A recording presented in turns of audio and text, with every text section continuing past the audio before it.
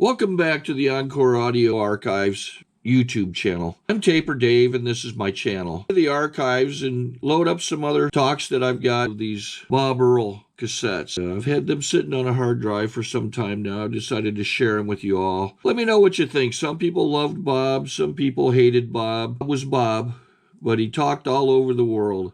I mean, he's from Los Angeles, Beverly Hills area, and did other things. I think he was a writer. Just click down below, like or subscribe, or both, like and subscribe. Just click down below, like and subscribe on my channel. It helps me out. Just a little click for you, doesn't cost you anything, and I'm bringing you some Bob Earll. And have a good day if you want to. I'm Bob Earll. I'm a drug addict and alcoholic. You don't mind if I... Hi. Okay, here goes. For those of you who can't see the shirt, it has an American flag on it with a teddy bear standing in front of the American flag, and he has his paw raised, and it says, "In bears we trust." And I wear it for a reason, because it puts me in touch with my child. It reminds me of a gentle part of me that I tend to forget at times when I travel, drive, think, just generally associate with people. Happy birthday to all the birthday people. And it's kind of nice to be back after so many years. I forget the last time I was here. It's a long time ago. I know I've changed. I hope those of you who were here then have changed. I was looking at this sign, a little gathering of men and women happy in their release. I have never seen a little group of men and women in AA happy in their release.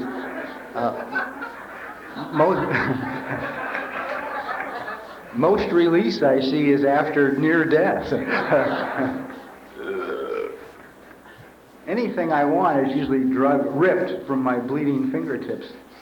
For those of you who have heard me talk before or heard my tapes, you've heard me talk for years about the committee, all of the voices in the mind that have generally devoted a great deal of every waking day to trying to destroy me ever since I first got sober. And I'm delighted to report now at 21 years I have gotten down to 4. It's... certainly makes life a lot more peaceful, you know, and it's easy to deal with now because each separate part of me has an identity, and an identity that I can cope with. And if you are so insane as I have been in sobriety, where you are able to put chairs in a circle at home and have a meeting alone by yourself, moving from chair to chair, something to do in the middle of the night, you know, when you can't quite sleep. It's a relief to be down to just 4, you know. It's true peace of mind. I'm sure it would scatter some so-called normal people, whatever they may be, but and the 4 are very distinct personalities, and I'll share them because for me it's been a critical part of my recovery. And the first one is the child, who's a little guy in here, and he's very gentle. Ah, good. Silence.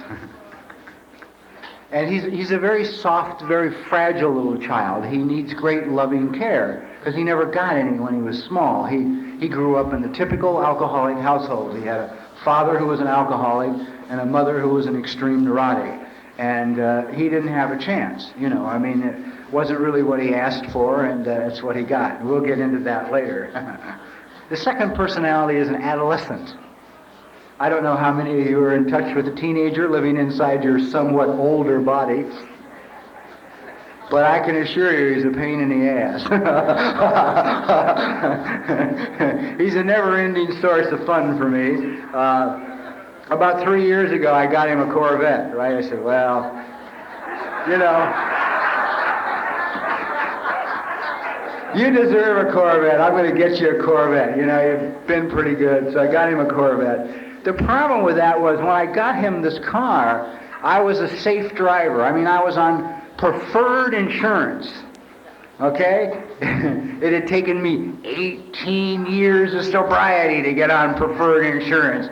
I had to live down 502s, felony drunk drivings, hit and runs, a list of, I mean, if I could crawl, I would drive, you know, I mean, it never was an issue as to whether or not to drive, so I had an incredible driving record. They just wouldn't take it off, and it was lawyers and bullshit with the Department of Motor Vehicles, and it went on forever, and finally I'm a safe driver. And I got my adolescent a Corvette, and I'm back on assigned risk again. Son of a bitch just kept getting tickets.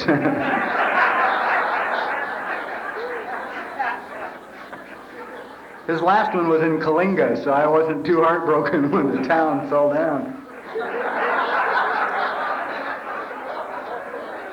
With a $150 ticket. That's enough to rebuild one store with, for Christ's sake.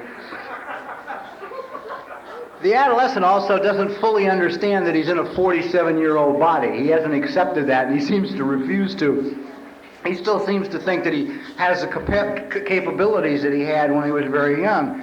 And I discovered, and I started to run back about November, and I discovered in running, I run at a high school sometimes in the morning, and I can tell what kind of day I'm going to have just by what transpires when I run at this high school, see? Because if I'm running around the track in the morning and one of the gym classes is out, it's Beverly Hills High, and the girls are out running in their little dolphin shorts doing their, you know, dutiful laps, if I view them with the sense of a mature adult, you know, here are young ladies, young women about to blossom into, you know, full-grown womanhood and bless them and their children, I know I'm going to have a rather wonderful day because the adult is in charge and it will be a quiet day, a peaceful day, a mellow day, you see. But if I'm cruising the track and I have this image of them as potential dates, it's going to be a long fucking day, you know.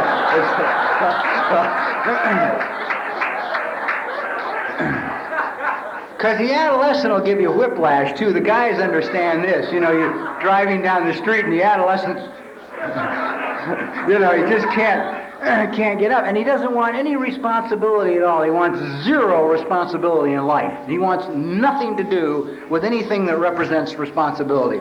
I think his biggest goal is what it once was and what it always has been. What he really wants to do is find one giant breast encased in a cashmere sweater that he can fondle behind a locker door in the hallway, you know, at school. That's like, you think I like giving this shit up, you're crazy. But I found out if I don't share me, we got nothing going on here.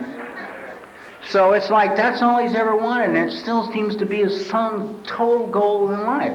The third personality is the adult. He and I are relatively new acquaintances. We haven't known each other long at all, actually a few months to be maybe a year. And I find a very gentle man, a very peaceful, very considerate man, a guy I would like to know. It has affected my life a lot, just getting in touch with this person.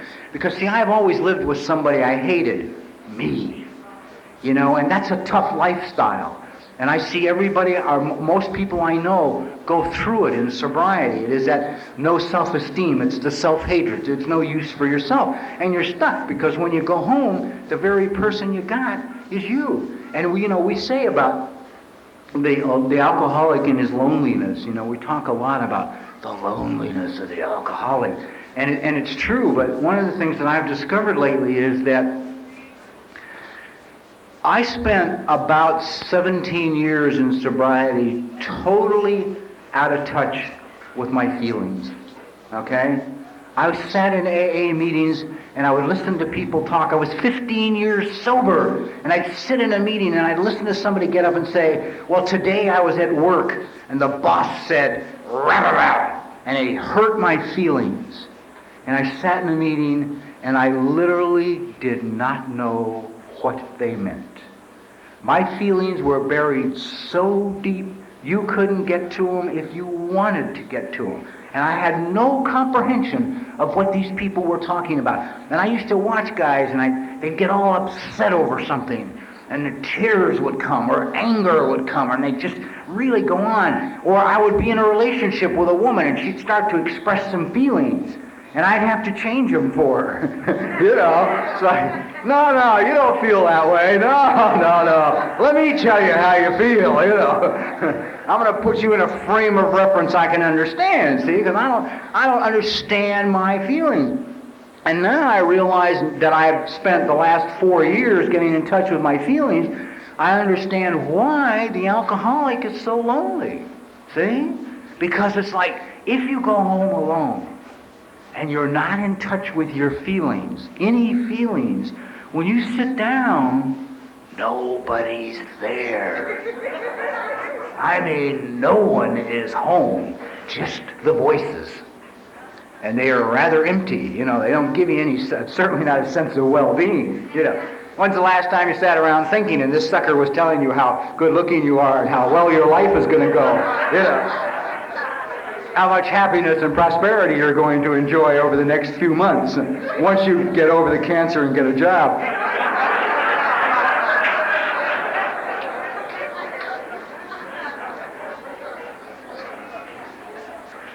The fourth voice is still that one son of a bitch that is out to kill me. He is against anything I want to do that is good for me or others, but particularly me. I mean, he wants nothing. I can't do anything, and particularly anything new or different or change. You know, I heard a line the other day that is really wonderful. It just stopped me cold.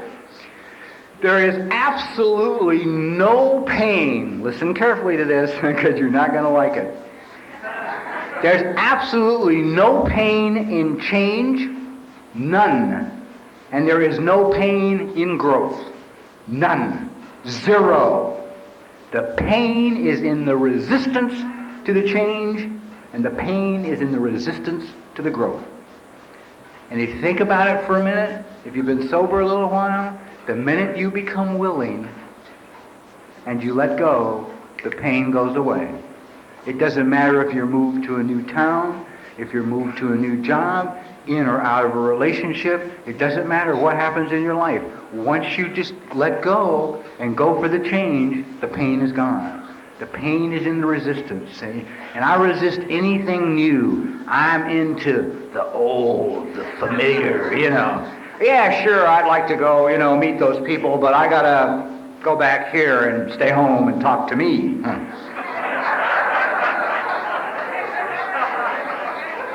Some of definitely the most worthless conversations I've ever had in my life, you know. I mean, I've ever met most alcoholics, 90% of the ones I've met have minds just like mine. So we really understand each other, even though you try and bullshit me. I know you're Looney Tunes, see? Doesn't matter what kind of a front you put up. I know, see, because I've been around here too long and I've talked with too many people. I know that just getting out of the house in the morning is a bitch. You know, I know that you wake up with the voices talking to you immediately, you know, right? First thing in the a.m., the voice says, "Oh, good, glad you're awake." I've been waiting to talk to you, you know. Like your son of a bitch has been up all night, just, you know, a vulture on the headboard looking down, waiting.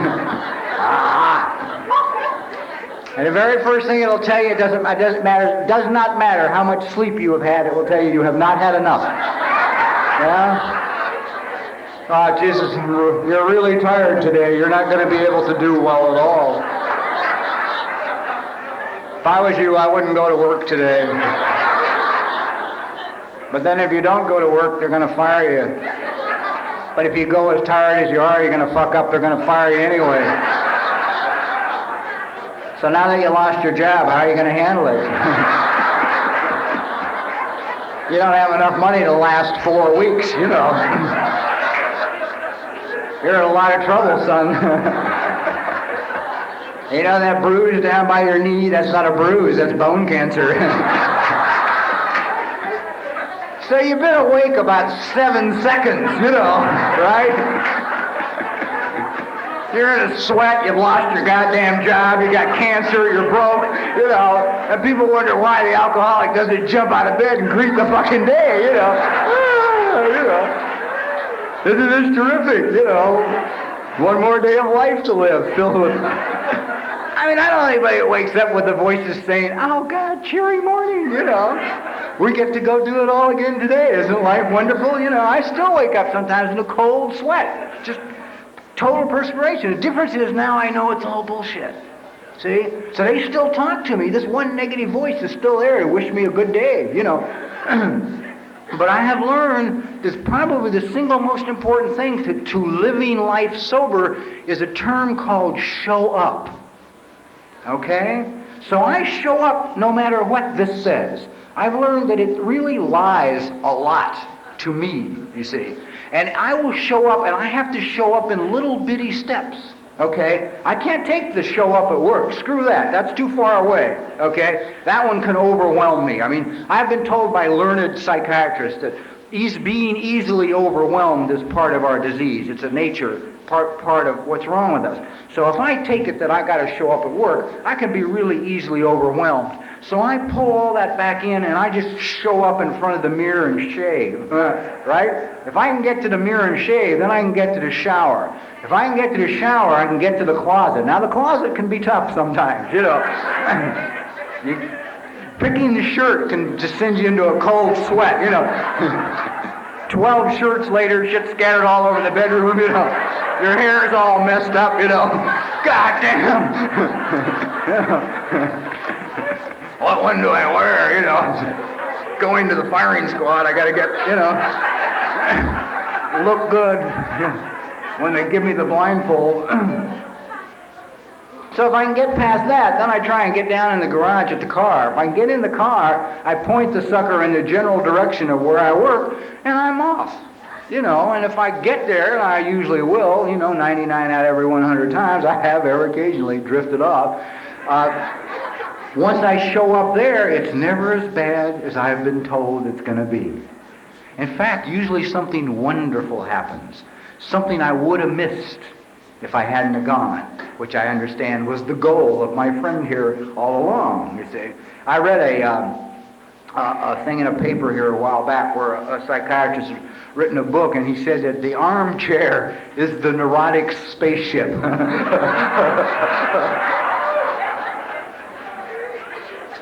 And for any of you who do any serious thinking, I know you can't identify with that, you know.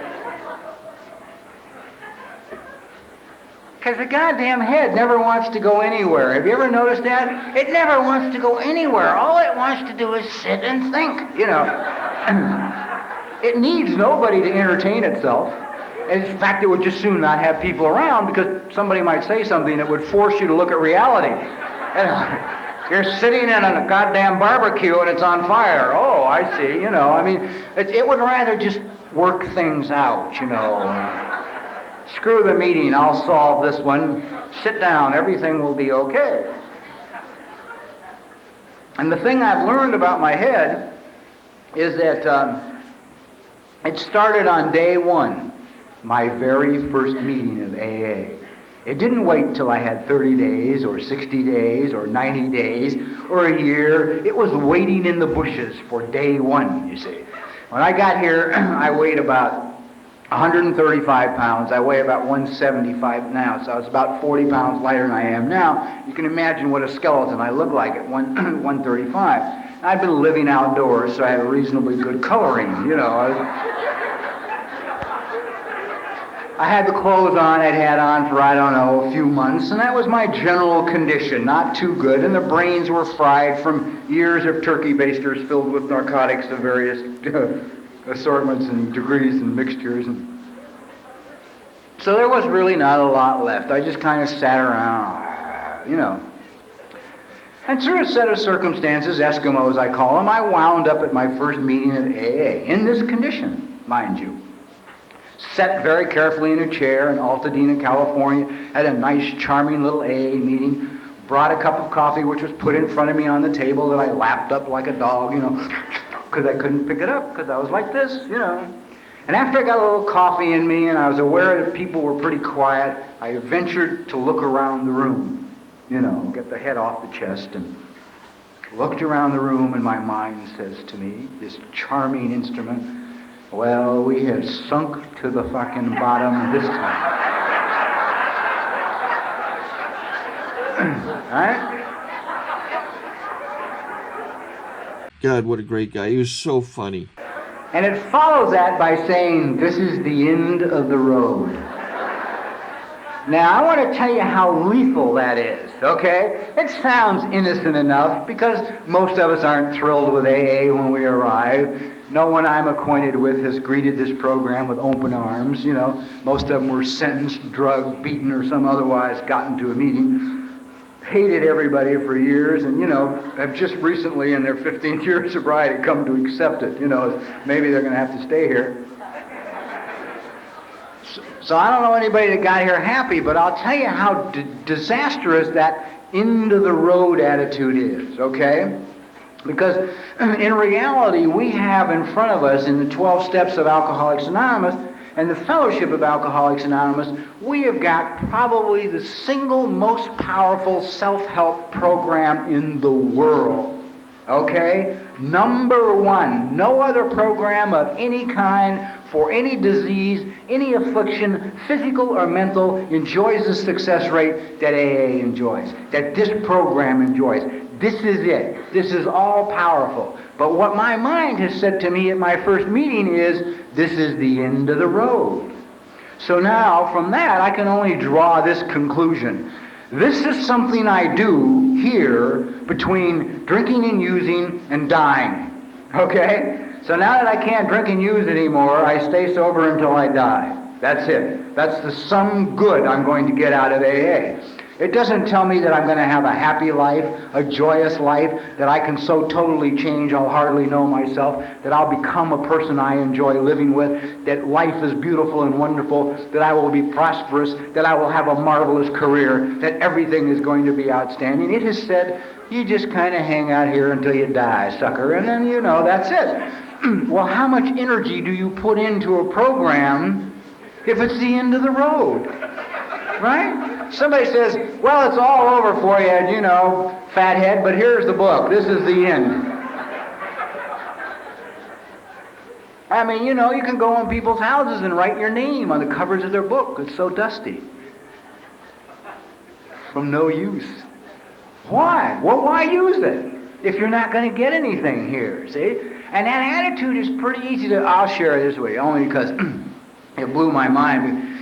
Because I began to get into a thing here a couple of years ago where I started looking around, and based on the experiences I was going through, I became convinced that the number one problem of the addict and the alcoholic, both drinking and using and sober, is low self-esteem. None. We don't care about ourselves. And so about 6 months ago, to check this out, I had a couple of friends from back east, learned psychiatrists, highly qualified men, very brilliant, don't know anything about AA, have never been to an AA meeting.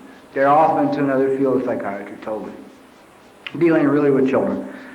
And a couple of guys who are very spiritual, have walked the spiritual path for more than 40 years. And to the best of my knowledge, neither one of them have ever drank or used anything of any kind. They were raised spiritually, grew up spiritually, and stayed on that kind of a path. So I'm dealing with the intellect, and I'm dealing with very gentle souls. I mean, so peaceful, being around them will put you to sleep. You just kind of go, you know, like this. And I took them to, I think it was 3 AA meetings.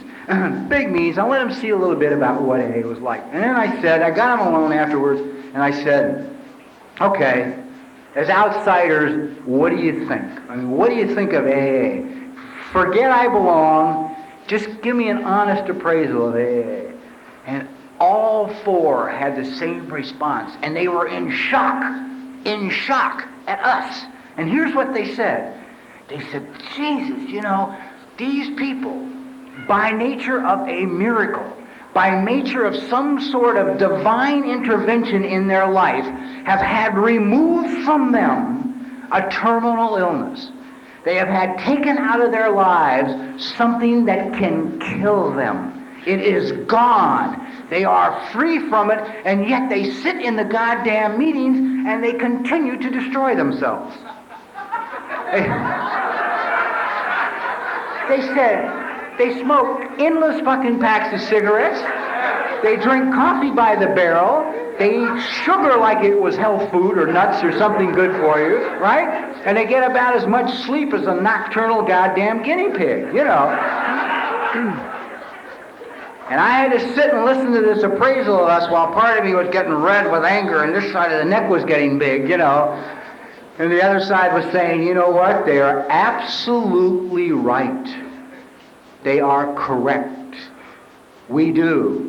We get freed from something that was absolutely destroying us, and we continue to go right down the drain, you know? And why? What the hell went wrong? What happened that we can't come in here and have enough self-esteem that we're willing to go through a little physical discomfort for ourselves? Just a little, you know, that's really what it gets down to. I am unwilling to go through any discomfort to do something that's good for me. It's like, well, I'd quit smoking, but I have to go through the pain of withdrawal. You know the logic? Can you hear that? I mean, that's lunacy. I would really like to do something good for myself, but I don't want to do it. It's okay, fuck it. Yeah, I know the coffee's getting to me, but, you know, everybody drinks it, you know. I mean, the mind is so weak with the crap it comes up with why we should continue to destroy ourselves, and yet we go for it. And that's the interesting thing. Why do we go for it? Why do we tolerate what the mind says? The thing that got my attention about smoking, and I'll share this one, is I was researching a suicide project. And I was at suicide prevention. I was sitting at a table with the people that run it. And I whipped out my Marlboros and lit one up. And it dawned on me there were no ashtrays. And that no one else at this gathering was smoking. And finally the guy who was at that time the head of the Los Angeles chapter looked at me and he said, we have an official opinion on smoking, cigarette smoking, if you're interested. And before my head could get in there and stop me, I said, oh yeah, what is it, right? Big mistake. The guy looked at me and he said, okay, he said, with all of the scientific information that is in, with all of the technical information that is in, it is now apparent that smoking is lethal, that it is definitely dangerous to your health. Therefore, after studying it, we view smoking as covert suicide.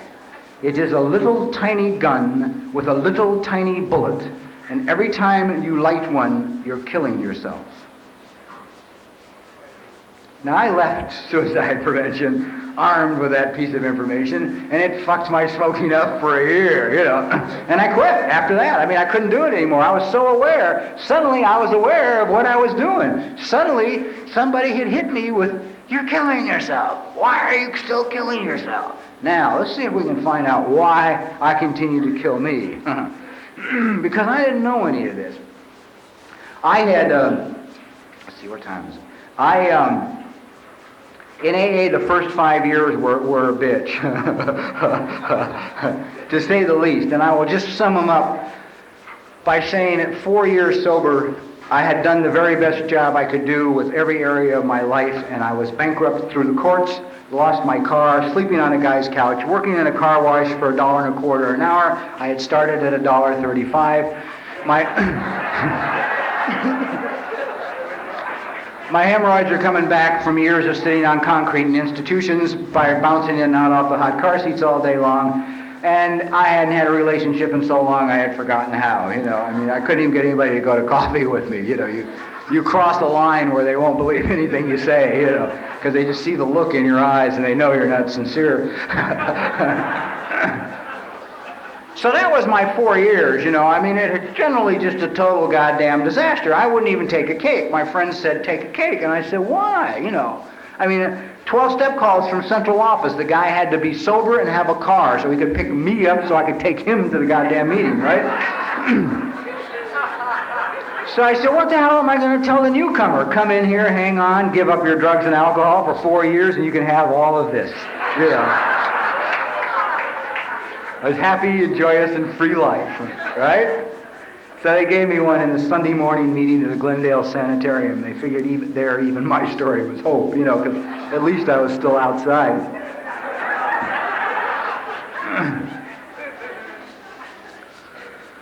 So I went through a year after that. It was about as much fun, but it got a little bit better because I hung on to a better paying job. And at the end of that year, approaching my 5th birthday, I was in a lot of misery and trouble.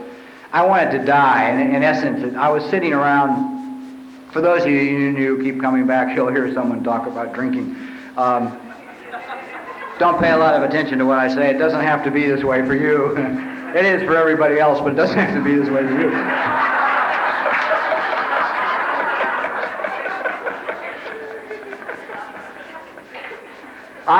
At 5 years, two months prior to my 5th birthday in Alcoholics Anonymous, I wanted to die. I had no desire to for those of you, this sounds like a joke when I say it, and it really isn't, and it's not meant to be, but because for those of you who have been in this kind of depression, you will understand what I mean. The thought of suicide would have been a step up in the depression.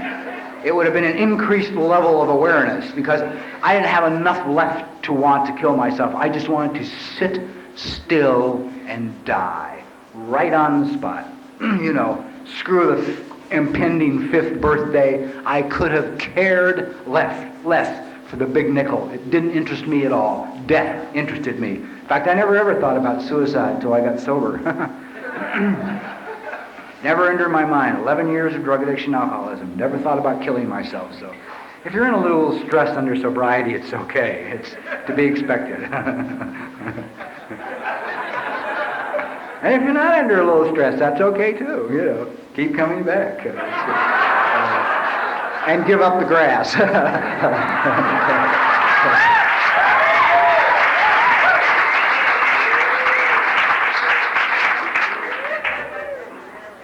The stress will come. If you think speed was a high, wait till you hit the stress.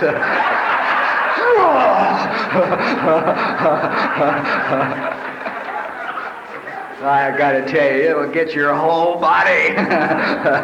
Misses nothing. And the intensity in the jaws is just as good as it was anyhow. So I sat on this couch of mine in my apartment wanting to die, and I really didn't have a relationship with God. I had tried to get one, but I was very afraid of God, because they kept saying God as you understand him, and the only God I understood was the old man who kept score, you know, sitting in the throne with the book. And any idiot knows that we're not even, right? You know, I mean, I wasn't even with the state of California. I knew I wasn't even with God. So I figured God is for the good people, you know, and he really doesn't work for those of us who are not that good. And it's like, also, somehow, I don't know where I got it, but I had this conception in my mind that in order to get God to work for me, I had to accomplish 2 things. One was I had to do a lot of penance in sobriety. I had to get good before God would help me. I have no idea how you do that, but that's what I thought I had to do, was get good, and then God would help me. And then the other thing I thought was that I would have to have the proper metaphysical terminology to talk to God. In other words, you couldn't just say, help. You know, it had to be some really flowery spiritual petition for assistance. You know, if when you have a moment, you know, most high deity, would you, whatever, I have no idea. It was another brainstorm of the mind, you know. So anything to keep me from freedom and happiness. So sitting this night in this little apartment of mine, almost 5 years sober, wanting to die, I made probably the single most profound spiritual prayer I have made in the entire time I have been clean and sober, all 21 years.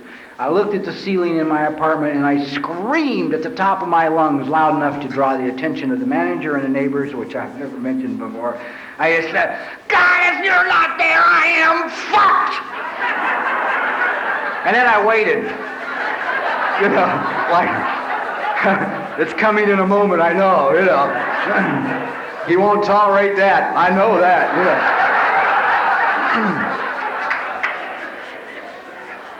Because that's what my head had me believing. You know, it's like, now you've really done it, sucker.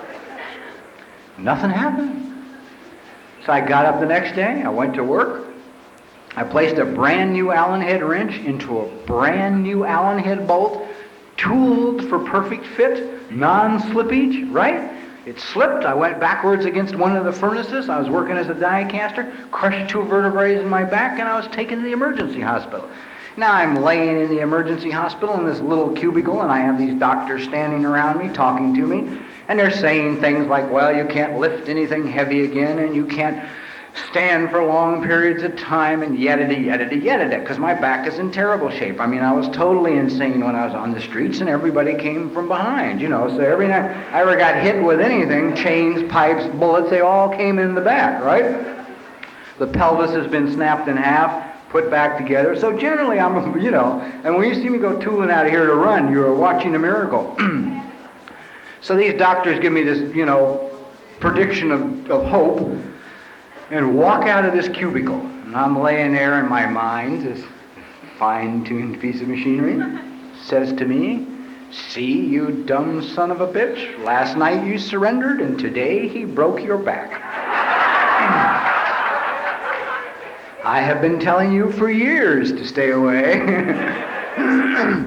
And so from down inside here somewhere came a new voice. And it said to my head, it said, why don't you shut up?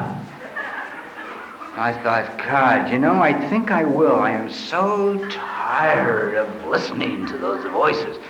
So what I concluded laying there in the emergency hospital was this. I decided that maybe breaking my back was a good deal. Right? There was no evidence to prove it wasn't a good deal. Nothing. So I said, okay, this is God's will. My life is in perfect order. Perfect order. No matter that it doesn't make sense. That has become the single most important prayer of my sobriety. Whenever anything's going on in my life, whether it's I have to face something new, whether things are in turmoil, whether everything's perfect, no matter what's going on, I just get really quiet and I say to myself, my life is in perfect order, even though it doesn't make sense to me. And I find out, a very interesting thing. If I use that little prayer 6 times a day, anything that isn't in order in my life is immediately corrected. What I need is added, what I don't need is removed, and I'm put on a path. Somebody said one time, how do you tell God's will? How do you determine God's will? And the best answer I have ever heard in my life is, you go out the door and start moving, and when you hit a wall, you turn left. It may sound simple, but it's true. It's that simple, okay? So I leave this hospital deciding, okay, my back is broken, I gotta wear these goddamn braces and supports and things, and I'm just gonna act as if it's okay. I'm gonna do what's put in front of me to do. I'm going to file for vocational rehabilitation. I'm going to apply for disability insurance. I'm going to do those things that are put in front of me to do. And I go down and I get my disability insurance and I go to voc rehab, and that becomes a horror story, right? Because they don't know what to do with me. I don't have any education. I have no trade. I have no profession. They want to send me to 4 years at UCLA and make me a psychologist to work with poor suffering alcoholic. And I said, I do that for nothing, and I can't stand school. You know, what are you going to put me in school for? I was fucking crazy in school when I was a kid. I'm not going back now. You know, I can see me on a college campus, right, with the little munchkins. It would have gone really well. So they said, well, you know, we got to find out what you're best suited for. So they gave me a battery of aptitude tests. I took one aptitude test each week for 5 weeks and came out something different each week, okay? I did not do that intentionally. I wasn't being cute. I wasn't being funny. I swear to God, I answered the questions on that given day as honestly as I could, how I felt. Yeah, I like this, I don't like that. I mean, have you ever really gotten in touch with your insanity, how you believe in both sides of any issue? Huh? I don't need anybody to debate with. No one. I can do it at home alone, you know. I can watch the news and take both sides of any issue, you know. Kill them. No, give them some help. Send money, you know. So I had come out things like a forest ranger. I don't camp out and can't stand the outdoors. When I run out of asphalt, I get nervous, you know. So I knew that really wasn't going to be my chosen career. I came out mechanically inclined, which is really a lie, unless it's getting into somewhere and out quickly. Came out musically inclined, which is even a bigger joke than mechanically inclined. Came out a social worker. That's humorous in light of the fact that the state of California labeled me a homicidal social psychopath, which is not, I don't think, one of the prerequisites for a social worker. I'm not sure what they are, but I have a strange feeling that's not one of them, you know. So anyway, months went by. This happened in July. I broke my back, and they did not know what to do with me, and I'd go get my check, and I'd go meet with my counselor, and I'd get my check, and I'd meet with my counselor, and get my check, and meet with my counselor. And December rolls around. And nothing's happened, except I'm not wearing my brace on my back anymore. And they don't know what to do with me. And I'm sitting home one night, and I'm reading TV Guide. And in TV Guide, I come upon this ad. It says, "Would you like to be a writer?" I thought, why not? It just felt like a good idea. It just made no sense at all. But it felt like a good idea. So I tear my little ad out of TV Guide, and the following day or 2 days later, whenever it was, when I go into vocational rehab, I take my little ad out of TV Guide and I give it to my counselor, who's there to be supportive of anything I might want to endeavor, right? She laughs so goddamn hard she almost fell out of her wheelchair, right?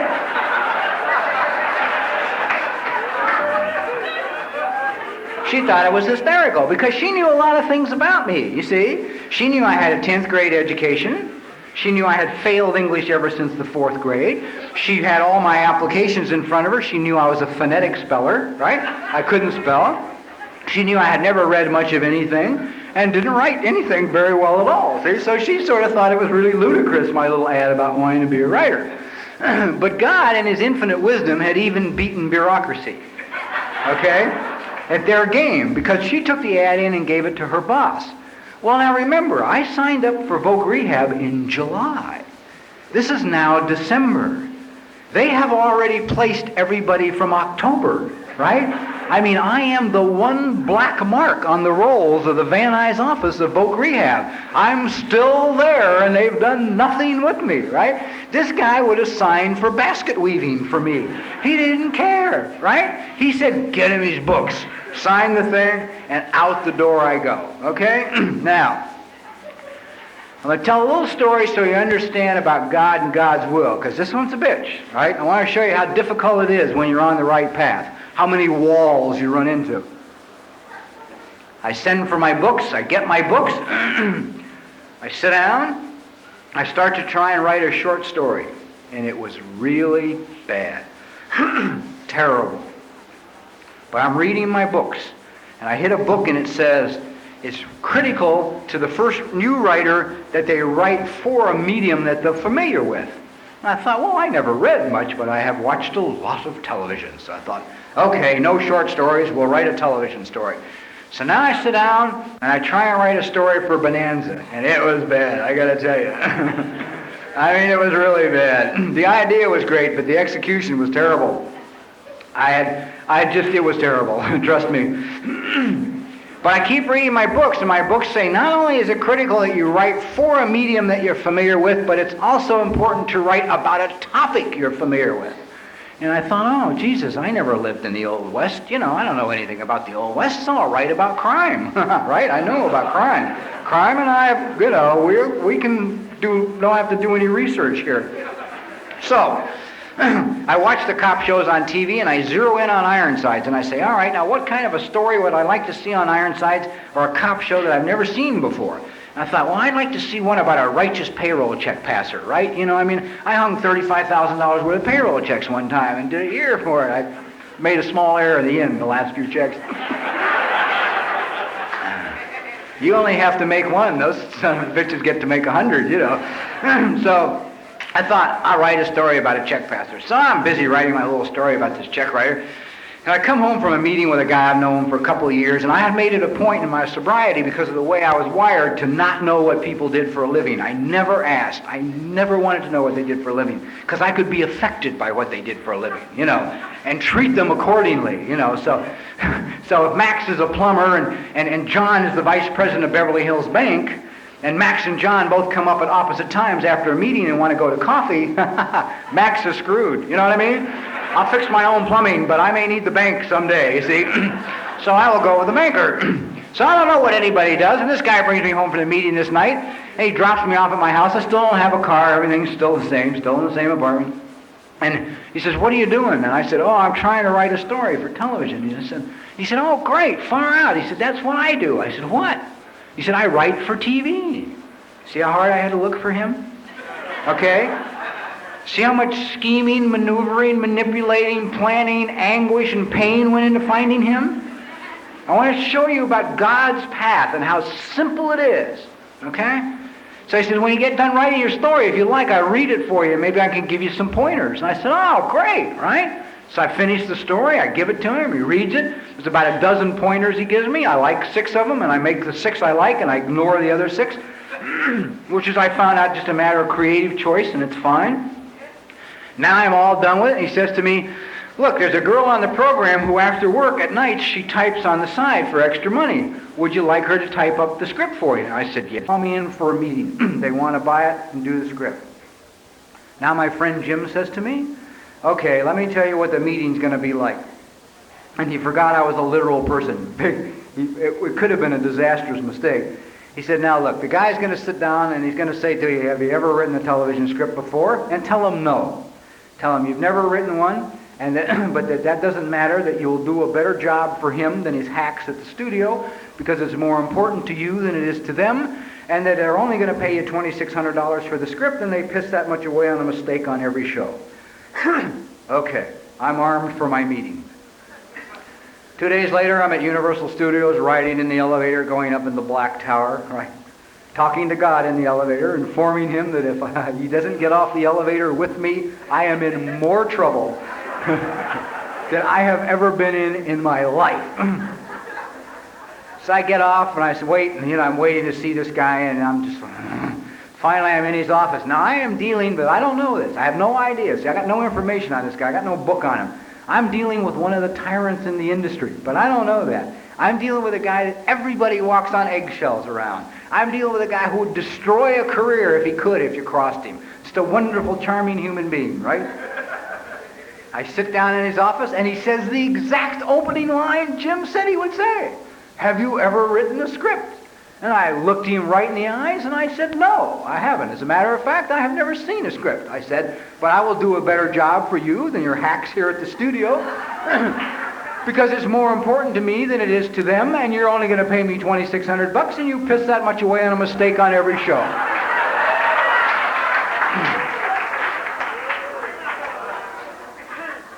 Silence. Right? The longest 5 seconds of my life. And suddenly he starts to laugh.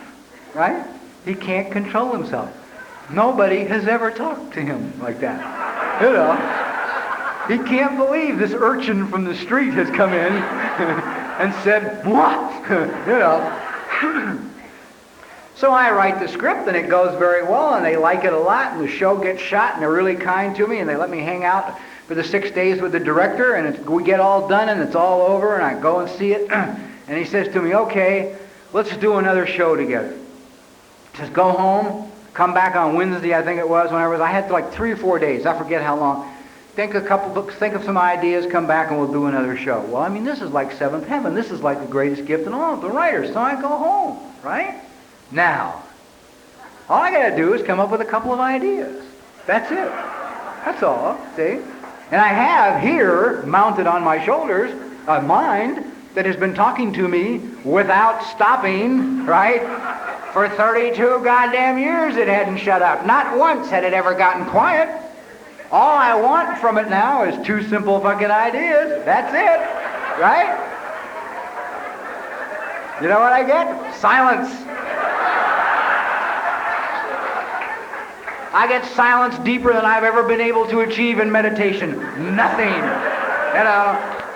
All I want is one idea. Nothing. You know. The only thing it says to me is, well, you've heard about those guys that write one book? You have just written your one TV show. I hope you've enjoyed it because it's over. Well, comes Wednesday or whenever, and I got nothing. No idea at all. I literally don't have an idea. I've watched TV to look for ideas to steal. I mean, anything I could do, anything so I could go in with ideas. My career is over, you understand? But I learned one thing. Show up. Right? So I showed up in front of the mirror, and I showed up in the shower, and I showed up in the closet, and I showed up in the car, and I showed up at Universal Studios. And I ride in the elevator one more time, and I walk into this guy's office, and I know I am just about to have the single most humiliating experience of my life. And I sit down in his office in the chair. He says, well, you got any ideas, you know, for a show? And I go, well, it's been, he says, well, look, never mind. He said, I've got an idea. He said, we've not been on the air long enough now, and we're a strong enough television show. He said, I feel we have some responsibilities. And he said, I think as part of our responsibilities, he said, it's time for us to do a really serious look at drug addiction and the upper middle class teenager. And he says that to me, and I sit there and think, why the fuck couldn't I think of that? You know, I mean,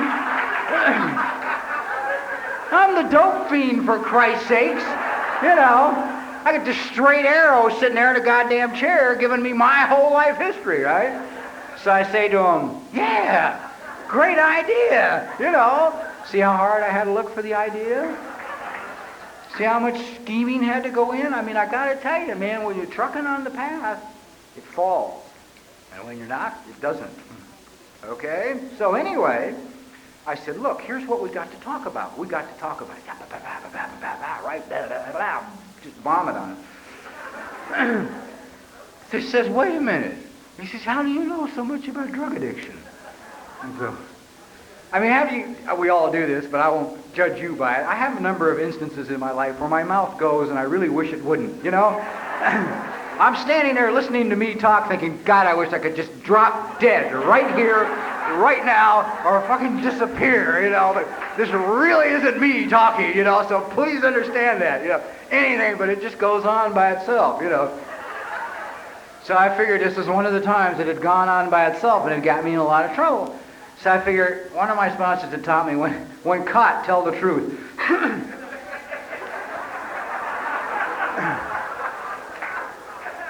So I was caught, right? So I said, well, look, I said, I'm a drug addict and an alcoholic, and I drank and used for 11 years, and I've been clean and sober for a little over 5 years through the combined programs of Narcotics Anonymous and Alcoholics Anonymous. He says, oh, that's great. And he goes right back to talking about the story.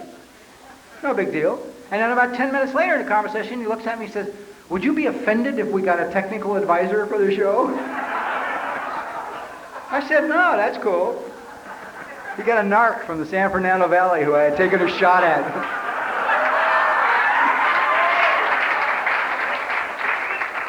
We pretended the other did not exist for the whole show.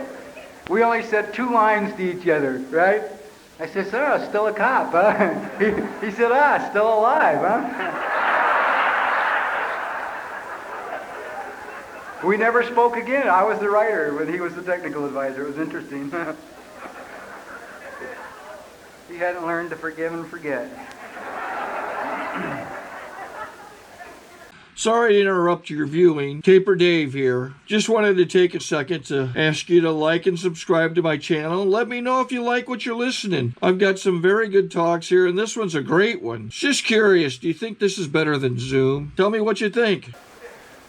So anyway, we did the show and it came out very well. Now we truck on down the high road of life, and I go through life's experiences, a couple of marriage. I fall deeply in love with a woman who was probably the greatest lady I've ever known. And 4 months after we were married, we got married, she died, which was a bitch of an experience.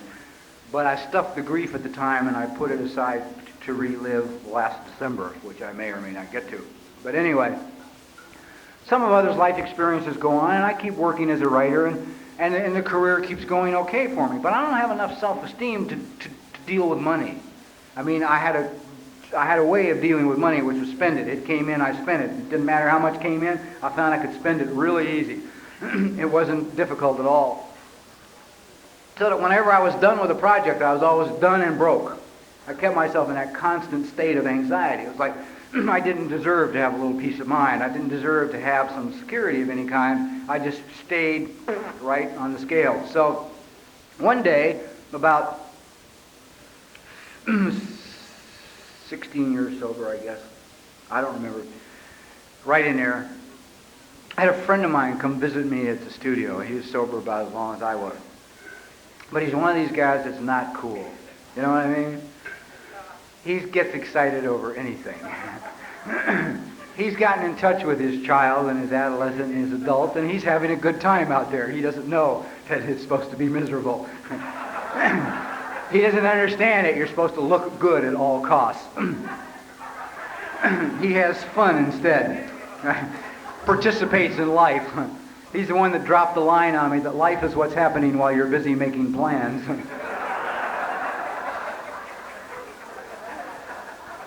So he comes to the studio to visit me, and he's never been to a motion picture studio. Well, I might as well have had a 10-year-old, right? I mean, this guy goes nuts, okay? I mean, he's, wow, oh, God, look, and screaming and shouting and carrying on. He'd see a star walking along, he'd say, oh, that's, what's her name? God, I love her, man, she's great. You know, I just want to hide somewhere, you know. And I think, God, I got to get him in the commissary for lunch, you know, and maybe he'll be quiet in there, you know, and I get him in the commissary and he's worse, you know. The guys from MASH come in and he said, oh, Jesus, MASH is my favorite show. Wow, that's the Reverend and that's Doc and oh, Christ, there's Alan. Oh, Jesus, you know what I mean? I'm like, oh, everybody's looking to see who this guy is, you know. And I'm like, get him out of the car. I ate lunch the fastest I've ever eaten lunch in my life. I mean, I was like done, right, you know. Hey, you ready? You know. So I get him out of there and I take him down to a stage where they're doing a special effects stunt. They do this incredible piece of special effects and it's all done. And this meathead walks up to the special effects guy and says, how did you do that? Right? And I was surprised. The special effects guy was delighted to tell him. He says, oh, well, we did. He was thrilled to have somebody else. It got all done. Now I knew how. See, I didn't know how they did it either because I never asked, you know.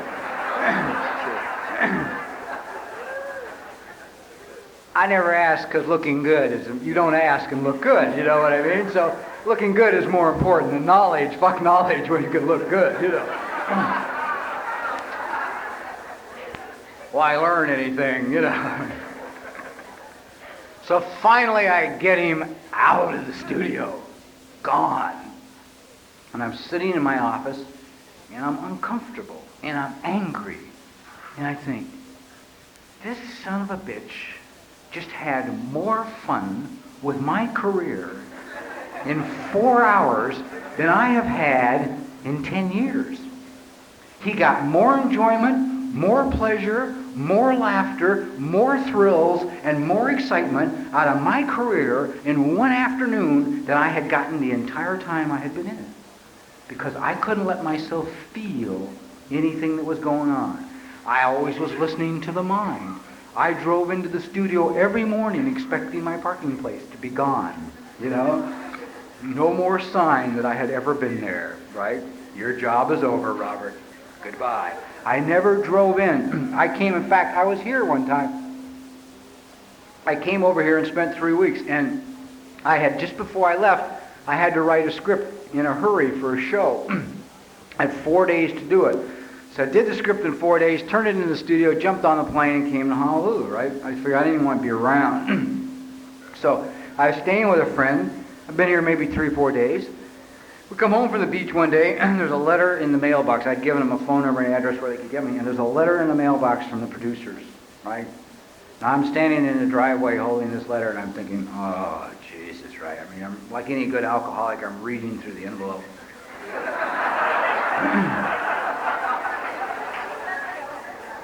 I know what the letter says. I know it says, that's probably the worst script we have ever read in our lives. not only will you not write for this show or this studio again, if we have anything to say about it, you'll never write in this town again. I mean, I know what it says. I'm sitting there reading it through the envelope. And the girl with me finally makes this idiotic suggestion. She says, why don't you open it? So I open the envelope, and the letter says, it's from the producers of the show, and it said, we wanted to take time out to tell you this has got to be one of the 2 finest scripts that have ever been written for this show. And because you dealt with it with such sensitivity and such love, it was interesting enough it was a Starsky and Hutch, and it was about his girlfriend dying. It said, so it was close to home. They said, because you handled it with such delicacy, we're not going to rush it to production. We will wait till you return from Hawaii to make the necessary changes, and then we will shoot it with the care and the attention that it deserves. My immediate response to that was, well, at least they aren't pissed off. Okay? Now that's sad. That is so tragic, it's unbelievable. It is so goddamn pathetic that I can't stand in the middle of that driveway, receive a letter like that in my field or my profession or what I do from people who are judges of my kind of work, praising me, saying I've written one of the 2 best shows they've ever had on the series, that I can't jump up in the middle of the driveway and go, yeah! I am a good writer! No, all I can say is at least they aren't pissed off, and go on about my day. Well, this kind of attitude led to continuing discomfort, to say the least. So when I rolled into year 17, I had reached a point where I had done it as good as I could do it with this program. I had written all the inventories I could write. I had worked all the steps I could work. I had spoke all the times I could speak. I'd gone to all the institutions I could go to. I had done everything I could do with this goddamn program, and I was still, something was wrong, man. A piece of me was missing, and I didn't understand what these people meant when they talked about feelings, because I didn't know what the hell they were. So a friend of mine suggested to me, perhaps I should see a therapist. And I said, I think that's an outstanding idea. I shall do it immediately. Because I had watched somebody I know go through it, and I watched the changes, and I thought, God, if they can help her, they can help anybody. It was really true. So I went to her, I said, who was your therapist? And she said, so-and-so. I said, great, I'm going tomorrow. Give me the number, I will call. And you'll hear a lot of bullshit in AA about therapy, and if you're in it or thinking about going to anybody, just give them this. I don't give a fuck if they're 30 years sober. Bill Wilson was in therapy, needed it critically at 4 years of sobriety. He was in therapy for 16 years. So let's not hear any bullshit, guys. It's in the book, and I'll be delighted to show it to anyone who would like to take me on over the issue of therapy after this meeting. Just bring me a big book and AA Comes of Age, and we'll sit down and discuss it. So anyhow, because I think it's criminal that we try and keep any kind of tool from anybody, because that's all it is a tool. It's another tool, and it's a tool I needed desperately. Really needed desperately. At 17 years, I don't think if I found it, I wouldn't be here tonight. So I sit down with this therapist for our first meeting, this lady, because I'd had a lot of relationships that had gone in the toilet. And I figured I might as well get a woman for a therapist. Maybe I'll learn something here. And she says, well, tell me a little bit about yourself. Start with your childhood and just fill me in, right? So I said, well, when I was 15 years of age, they threw me out of Manual Arts High School. And I had discovered the wonderful world of drugs and alcohol. And I drank and used for 11 years, dealt narcotics, and just generally, terrorized the streets until I was 26, and I came to AA, and I've been clean and sober for 17 years. She looked at me, and she said, no. She said, wait a minute. She said, I said, start with your childhood. She said, your childhood you weren't born at 15 years of age. I said, well, I don't remember my childhood. I don't remember anything back past 15 years of age. And she got that great look that the learners get when they know they've got, a ripe one, right? Like, I can write a paper on this sucker, And so she said, well, I think it'll probably be beneficial for you and for me if we can discover what went on back there, right? And I had always thought, what has that got to do with anything? I'm here today, I'm clean and sober today, being a kid's got nothing to do with what I'm going through today. God, did that keep me in misery for a long time. And the reason I never thought anything about it, although I probably have written 130 goddamn inventories, is I took all my inventories with my sponsors, all of whom also can't remember back past 15 years of age, right? So it didn't seem strange to them. They was fine. That's exactly where their life started at 15. Oh yeah, all right. You know, nobody ever said what happened when you were 4 or 2 or 3 or 8 or 10, 12. You know, what was adolescence like? You know, I chose not to even experience it. You know, I went for morphine instead. So, that's true. How the hell do you advise an adolescent about their adolescence when we've all lived ours, you know, at 30, 40 years of age? So anyway, this lady and I go to work on finding out what the hell happened back there when I was a kid.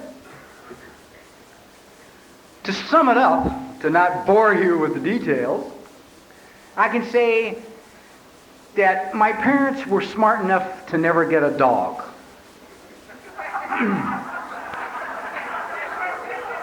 You see, because they knew a dog would be too much work. So they had a kid instead. I was blessed. I was chosen to experience all that they had experienced.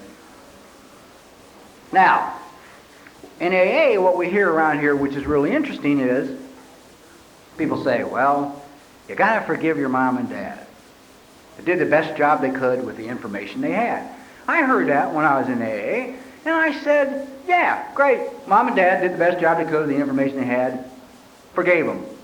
Went right on destroying me, keeping myself in, you know, continuous self-destruction, no self-esteem, just screwing up my life, meaningless relationships, not experiencing feelings. 17 years of sobriety, but half of it was half dead, right? But I forgave them, see? Because they did the best job they could.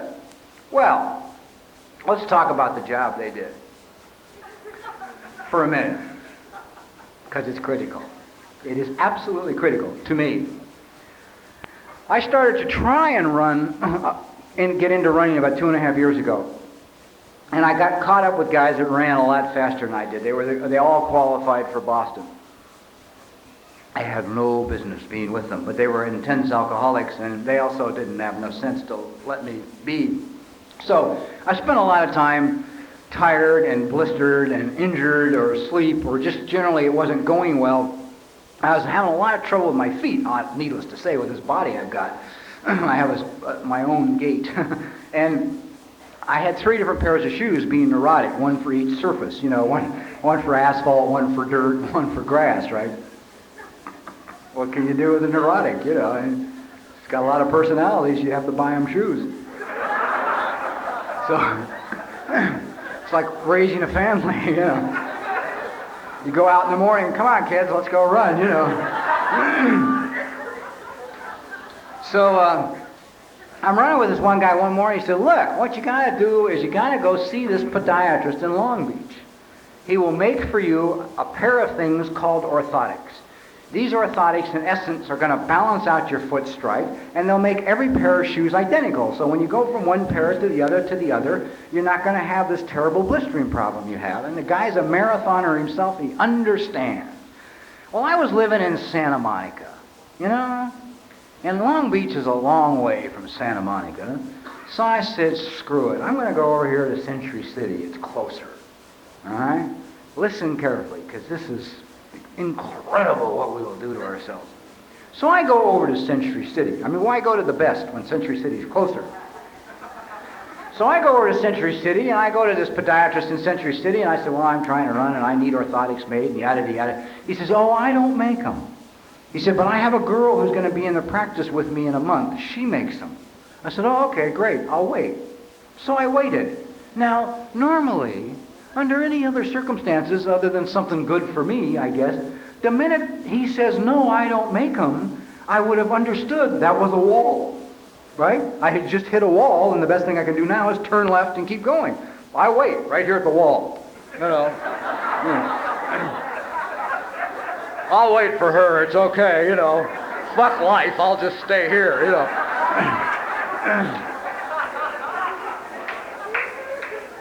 So she shows up in a month, makes me a pair of orthotics. I go out, I finally get them, I get in my shoes. I go out, I run 3 miles, go home, sit down, drink a can of Tab, get up and can't walk. all right? Absolutely have just totally thrown out my whole lower back because they were made wrong. Now I'm out trying to run with this back limping down the path, and my friends, again, being supportive, say, look, you gotta go over to Pasadena, man. The best sports medicine doctors in Southern California are in Pasadena. They work with runners, they'll run with you, they'll spend time with you, they will fix your back, they'll have you straightened out in no time. I go home and I think about it for a minute, and it's like, God, if Long Beach is far, Pasadena is further. You know what I mean? So the tragedy here is, if you came to me and said, I have injured my back, the doctors I have been advised to go to are in Pasadena, would you please drive me? I would drive you. I would get in my car and take you. The person I won't take is me. See? Because I ain't worth taking to them. So I go to a chiropractor in the marina, right, who's 40 pounds overweight, and his eyes glaze over when you mention the word running. I mean, he doesn't even know, right? He would put my back in, I'd go run 9 miles, it'd go out, I'd come back, he'd put it in, I'd go run, it'd go out, I'd come back. I mean, we went through this for a month, right? Finally, pain, desperation, and I can't stand it anymore, and a little piece of guidance from my therapist, I went to Pasadena, right? I finally got in my goddamn car and drove me to Pasadena. And I got to Pasadena, and the guys were great, and they got me straightened up enough that I felt like I could walk, and so now I said, well, I'm on a roll, I will go to Long Beach. And I get down to Long Beach, and I take my shoes off, and I'm sitting there waiting for this podiatrist, and he looks at my feet, and he looks at my right foot. He says, Jesus, he says, no wonder you're having problems. Your right foot is practically a club foot. I said, what? He said, yeah, look, see how it just lays over and curls in? And I'm sitting there, you know, like my feet out on this thing, looking at this foot, and I'm going, I don't feel well suddenly, you know? It's like, I get this really sick feeling. And I said, well, when did it happen? You know, I said, I mean, I was in a severe automobile accident that ripped my pelvis in half once, and, you know, I've taken a bullet through that knee, and, I mean, he says, no, it's from when you were a kid. I said, oh. And I leave, and I drive home to Santa Monica, and I don't feel good, and I'm like, I feel funny, I feel just kind of sick, and just a little angry. I get home, and I'm sitting home, and I'm looking at the foot, and I'm thinking, and it's like I can't connect it. It's like something in me is trying to connect it, and I can't connect it. And my mother calls. I love God. I mean, God's timing is so wonderful. And she had just come from her podiatrist, right? He's great. And she's bitching about how he had cut her toenails wrong, you know. And when she gets done with her standard line, I said to her, look, as long as we're on the subject of feet, did I ever have any feet problems when I was a little child, when I was small?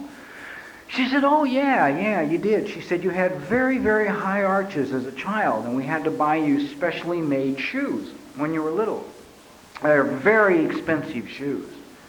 And in the next 5 minutes of our conversation, she must have reiterated another 6 times how expensive these shoes were that they had to buy for me when I was a child. I hang up the phone from the conversation with my mother, and I want to throw up. And I'm half homicidal and half sick. And I don't know what's going on, except I'd like to kill somebody, and I think it's her, but I'm not sure. And I'm not even sure why. And the other half of me would like to just go in the bathroom and vomit, and I don't know why. And so the next morning I have my therapist, and I get with her, and I said, look, here's what's going on, yada-da, yada-da, yada-da. And she said, well, let's go back. You know, let's get quiet, lay down. She said, let's go back. Let's find out what's back there. Let's see what the hell this is all about. And so we went back and back and back. And what we found was this. We found an absolutely adorable little boy, right? About 2.5 years old, blonde curly hair, standing in the hallway in Denver, Colorado, in his little shoes, with tears streaming down his face. And he was talking to his mother, and he said to his mother, my foot hurts, my right foot hurts because my shoe is too small. My shoe hurts. And his mother is saying to him, shh, not too loud. Your father might hear you, and he will be very angry if we have to spend more money on your shoes. Now I understand. If I am not worth buying a pair of shoes for that fit, guess where I got my low self-esteem? The two single most important people in my life as a child can't put shoes on me that fit. What the fuck am I worth? Right? Now I know when I have the basic feeling or opinion about myself that I'm a turd. I mean, that's generally how I felt about myself. So, what I've learned is this, which is really interesting. It's very true. I will stand here today. I still have, my father's dead. Disease killed him. I still have a lot of difficulty with my mother. I mean, 90 minutes is tops. 91 and I'm ready to kill her, right? So I go visit for 90 minutes once every 6 months maybe, and I'm gone. Because that's the best I can do right now. But yeah, I will honestly say this. My mother and my father did the very best job they could do. They put on to me exactly what was done to them. They did to me what was done to them. They couldn't have done it any better on a bet. They had only X amount of information, and they raised me with X amount of information. But that's only half the issue, guys. That's just half of it. And if we look at just that half, we're in a lot of trouble, see? Because that's one half. They did the best job they could. The other half is over here. The reality is they did a rotten fucking job. An absolutely horrible job. A criminal job. Okay? And if I just look at this half, I start thinking I'm wrong and they're right. Okay? The best example of this I know of, and recently, was a while back. A gal on the program was celebrating her first birthday. And her mother, who's also on the program, is 4 years sober, called her. Listen carefully to this conversation. Her mother says to her on the phone, look, the only thing I can give you at this time in your life right now is to tell you that I am fully aware that I am responsible for the majority of the problems that you have in your life today. I understand I am responsible. And she said, but for your sake, please understand, you are responsible for the solutions to those problems. And that's what we're here. And that's what we're about here. You know? I had no desire to turn out the way I turned out, man. It wasn't my idea to run the fucking streets with guns trying to kill people, because I know a lot of people like to meet my mother. You know. They'd like to discuss what happened to them with her, you know. You raised an angry child, dear. Then somebody gave him a gun. What has come out of all this awareness? What has come back going back into the childhood and find out I was raised in a house that could only accept silence. No wonder I didn't know my goddamn feelings, right? I'm raised in a house with a totally neurotic woman, an alcoholic father who never was sober, ever, and they never raised their voices.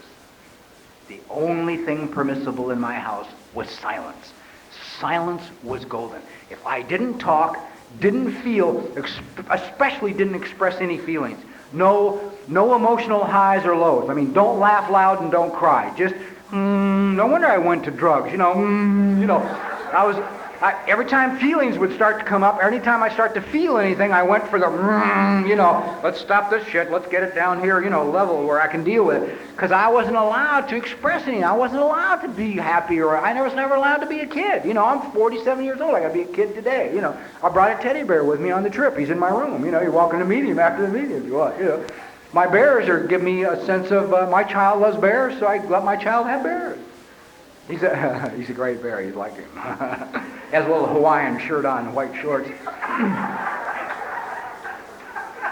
He's called an aloha bear, right? I had all these bears on the bed. I have one bear who's my oldest. He's 6 years old, and he travels with me all the time, and his name is just Bear. I don't have a lot of imagination for a writer. And Bear always travels with me. So as I'm getting ready to come to Hawaii, I've got this little Hawaiian bear who's never been to Hawaii, see? And the little Hawaiian bear wants to come to Hawaii so he can be real. I mean, he can be official once he's been here. He can really be an aloha bear. But I got Bear who, always goes, see? So I have to deal with them. When I finally explained to Bear there wasn't enough room for both of them in the suitcase, it was okay, see? Because Bear has been to Hawaii before. That's my child, see? And I have to allow that in my life today. Yeah, I work in a major motion picture studio where they pay me an awesome amount of money for what I do, and I have a great deal of respect for who I am. And, oh, yes, Mr. Earl, and I go home and talk to my bears. I have 2 bears on my desk, and nobody says anything. They figure, oh, hey, let him have his bears, He's not hurting anybody, screw it. So that's the gentleness. I forgot where I was. I got on my bears. Oh, the results of all this. The results of all this is I have learned that I didn't have it coming. I did not have it coming. Nothing that transpired when I was a child did I deserve. None of it. None of it. Didn't ask for it. No child deserves it, and it shouldn't have happened to me. So now that little piece of information has set me free to be me, see? Because I have not liked me for the 17 years I was sober before I started therapy. People used to say, well, go home and look in the mirror and say, I love you. And I would go home and look in the mirror and say, oh, fuck you. Some endearing phrase, but I couldn't say, I love you. That's a shitheel here. Let's not be ridiculous, talk like that to jerks, I mean, that's how I thought. That's how I think about it. If anybody on this planet said to you what you say to you about you, you would kill them. If anybody talked to you and put you down and constantly got in your way, like you get in your own way, like you put yourself down, I'm too thin, I'm too fat, this isn't right, the eyes are, it's never, man, no, you're never just okay, You're never, because it's always, if you don't have any self-esteem, you can't be okay, because you're always trying to, like my parents were always worried about what people thought. Jesus Christ. Take that one to the grave with you, So the thing that I have discovered is that I'm okay, see? And out of all that has come, we talk a lot about AA, about the newcomer is the most important person in the room, okay? Yeah, my opinion is, and this is just my opinion, the newcomer is the most important person in the room if you view AA like a furnace that needs coals to keep it going. You know what I mean? Because whether you can accept this or not, the single most important person in this room sits in your chair. There is nobody in this room, I don't care if they got 30 fucking seconds of sobriety, that's more important than you are. Nobody. Because if you don't take care of you, you're not going to have, we're not going to be here to have a program for the newcomers anyway. And by taking care of me, I am a better example each and every day of the power of this program and what you can have here, of what is available. And it's not by I had a conversation with a friend, what time? 9:15. Okay.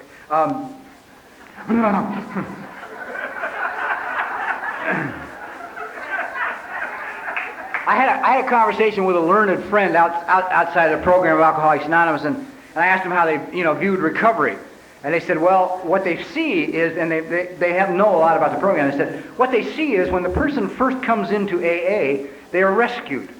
Literally rescued, which is as it should be. I mean, we are just picked up and rescued. We're told where to sit, we're brought coffee, we're, told what meetings to go to, and people pick us up and take us here, listen to us cry and snivel and yada yada. We're rescued, we're just taken care of.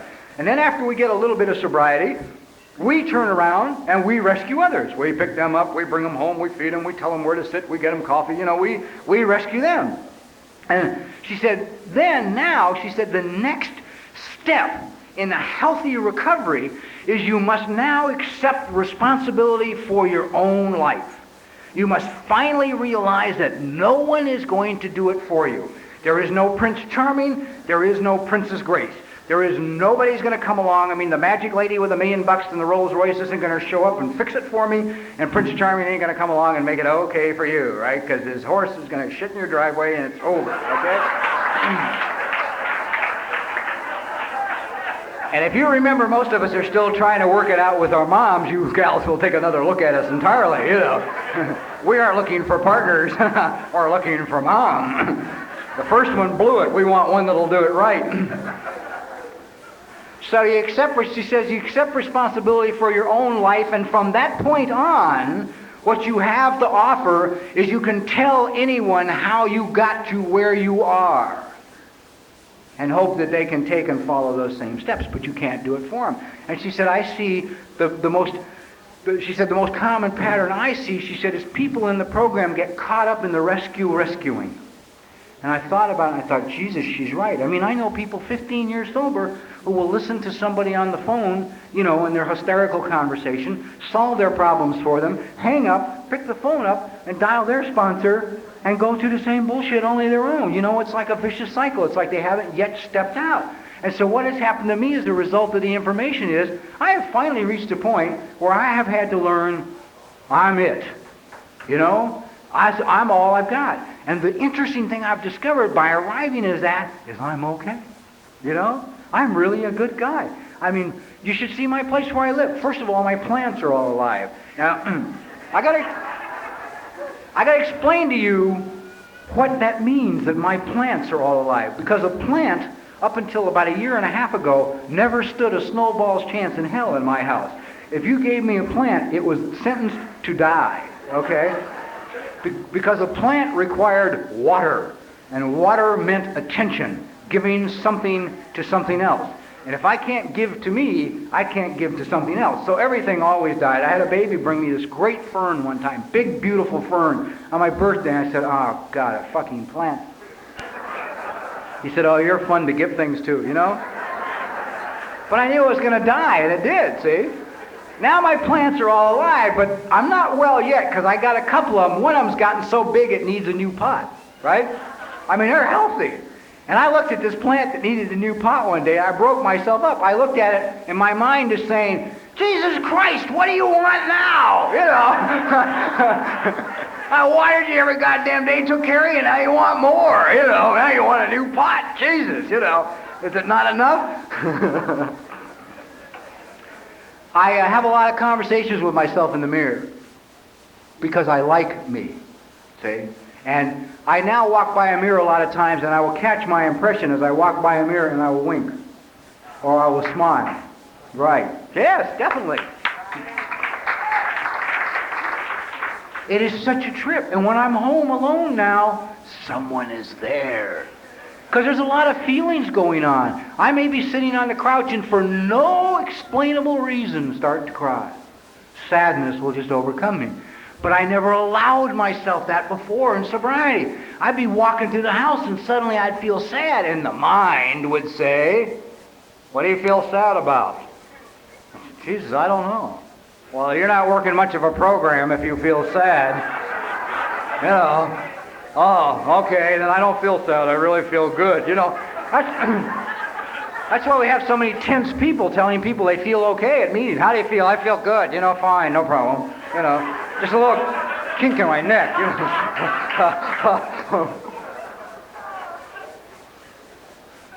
I have learned to be gentle with myself. I have learned to be kind to me, considerate with me, and intimate with me. And somebody said something to me years ago, and I hated it when I heard it, and I'm going to repeat it, and it's true. And you may hate it too when you hear it, like I did. A relationship between two people demands communication, love, consideration, and intimacy. Okay? If I cannot have communication with myself, give consideration, love, and intimacy to myself, it is impossible for me to give it to you. Until I can have a relationship with me, I can't have one with you. No matter how hard I might try, I can't give it to you if I can't give it to me. So the old adage, and I've heard this from a lot of really qualified people, is really true. Forget what they say. Watch what they do. If you're contemplating anything new with anybody, watch what they do. How do they treat themselves? Because that's how you're going to be treated. Some point, that's exactly how you're going to be treated. So it's like, today, the fact that I will drive me to Long Beach, that I will take me out and run me, that I have eliminated Jesus from my life, what? Everything. I've eliminated beef and pork and sugar and salt and coffee and diet sodas and cigarettes, and the list goes on, you know. Water is about the only thing I drink. And I'm, you know, you can see how unhappy I am. I hope to come back here in December and run the marathon, you know. God and I and a bear will come. And we'll see what happens. It's like, it's okay. I guess what I'm trying to say, what I'm trying to share with you is all the experiences I have. So you know it's okay. You don't have to sit around here and judge yourself. I mean, you can look at the job that your folks did and say, God, you know what? They really fucked up. You know, they really didn't do well. Because I spend a lot of time with people now in a program. And friends of mine and I, we start to talk about it. And the childhoods that I have shared and listened to from them are absolutely horrendous. Horrendous. And the emotional damage that's done is lethal. One of my best friends, his mother walked around the apartment for 3 weeks saying, you and your father are the biggest problems in my life. If you people weren't in my life, I would be okay. And at the end of 3 weeks, she took her life using the gas stove with him in the apartment. Okay? I have a good friend whose mother walked in the middle of the night drunk when he was 6 years old and poured a pail of garbage on him and said, this is what you are. Garbage. I had friends that have been beaten until they were hospitalized and had their bones bent still today. And we try and walk around like that doesn't matter. It matters a lot. Because it's off of that is exactly how you take care of yourself today. And I got to tell you something. The same thing applies to you that applies to me. You didn't do anything to deserve it. Nothing. You're really okay. You're the best person in the world. And you're the single most important person in your life. And man, I got to tell you, if I can start taking care of me and loving me and caring about me and having a really dynamite life, you can do the same thing for yourself. God bless you. I think we got a great talk going on here. Thanks for watching the channel. Taper Dave here. Just curious, do you think this is better than Zoom? Okay, this is how I prepare my drone for launching. I like to do it inside the cab of my truck so I'm not standing outside in the weather. To install the joysticks for control, up and down, right and left, powered on. I have an Android phone that I use to connect it to the drone with. And it's actually controlled through the iPhone, through an app. Oops, wrong way. It's actually controlled through the iPhone, or through this Android phone, through the app. It's actually controlled through the Android phone, through an app, and you connect it through this short connection right here.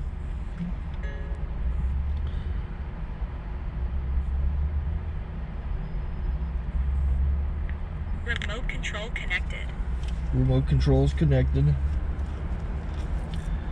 So I pull out the drone.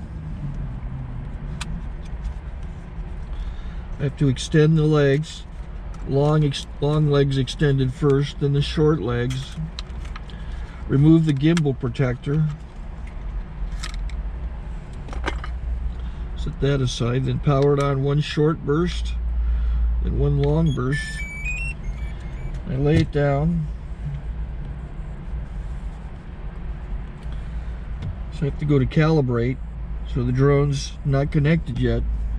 It shows you here as this drone gets disconnected, even though the remote's powered on. So the drone has to establish it's connected.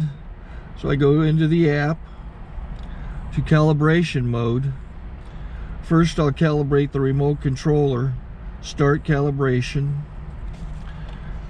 out, in, oop, out, in, up, down, and then this little wheel is to control the gimbal. So it's calibrated. Go to gimbal calibration, start calibration, and then it calibrates the gimbal. And if that shows up, the gimbal's moving all over the place. Changes, you can see it on the video.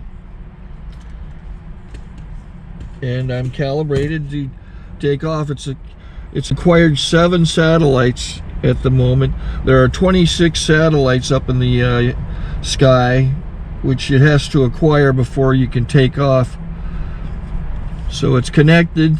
It's got enough satellites. This is white. I can go to press this little arrow button, swipe right to take off, and it would start the motors if I slid this to the right. But I'll wait till I get outside. Don't want to do it inside.